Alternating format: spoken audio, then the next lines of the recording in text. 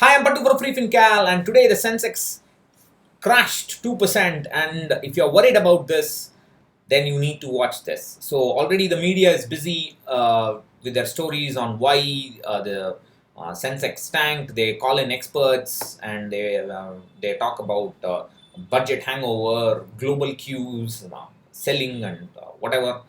But those are just at best speculation. I think what's more important is to look at this so-called crash in perspective, in the right perspective, and that's what I want to do today. This is an article I wrote on March 11th, 2015. So probably on March 10th, the market must have again crashed by 2%. And so I wrote this. So let's look at the graphs from this. So what I've done here is I've looked at the big falls in the Nifty. This is the number of times the Nifty has fallen by 7%. That is huge. 7% by or more, 7% or more in a single day. So you can see that during the 2008 crisis, there are two events that happened. Then there are two events that happened and probably a few months after January 2004, and then there's one event that occurred in 98. So there have been only 7% or more single day falls up to March 2015. I think since then, I don't know if there's been a bigger fall since then. I don't remember, but I would say pretty much that's about just a handful. 1, 2, 3, 4, 5 falls. So that's 7% or more, and then this is 5% or more. Already you can see that it's from 7% or more to 5% or more, the number dramatically jumps. Of course, there's a lot of bunching around this 2008 crisis. Then there are a few dots here. I have a post called Anatomy of a Bull Market. I suggest you have a look at that. I'll link it here. I'll make a video on this again.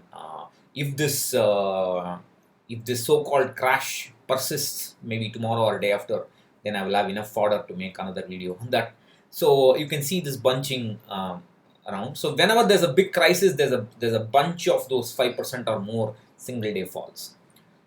So those are big events. I don't deny that at all. Now, this is a 2% or more single day fall. So look at that. That's just everywhere. That's literally everywhere. It's so frequent that just because the market has crashed 2%, it doesn't mean it's going to keep going down. You can't tell anything from this. It's just too frequent. And one more graph, this is 2 to 3%. So this is the quantum of today's fall. And that's just about all over the place. Bull market, bear market, sideways market. 2 to 3% is practically just another day in the stock market. That's all.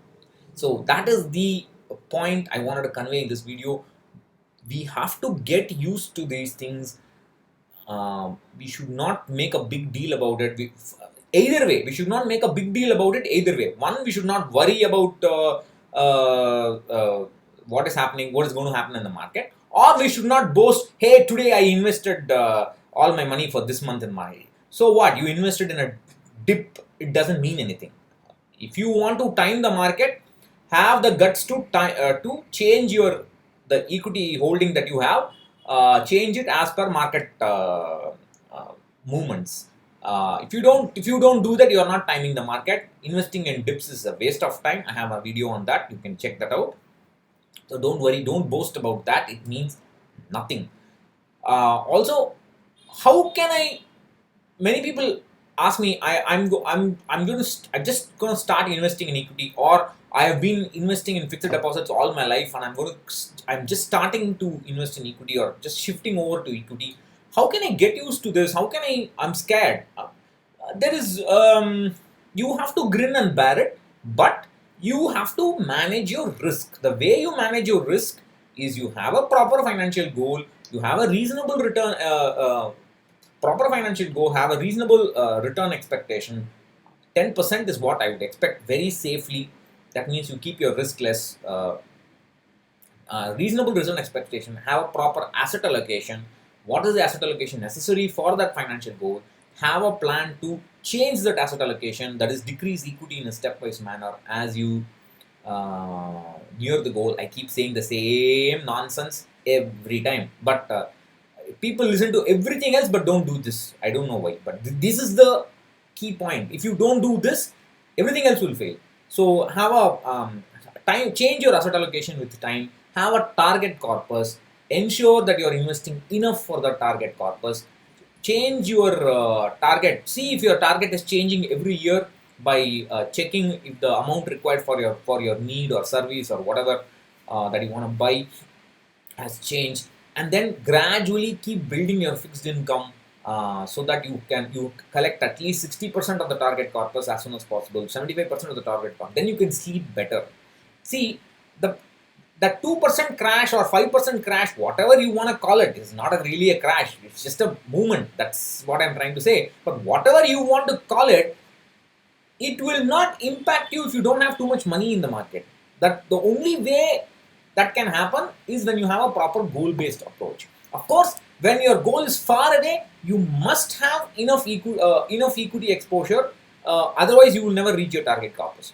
But that you should get used to it. And I'm showing you this graph just to say that is just another day in the stock market. These things happen. Don't read too much into what are the factors, what are these factors, what happened to the global indices. Oh my God, you should see how people react in Asan Ideas of Wealth. When for 1% crash, they'll start worrying.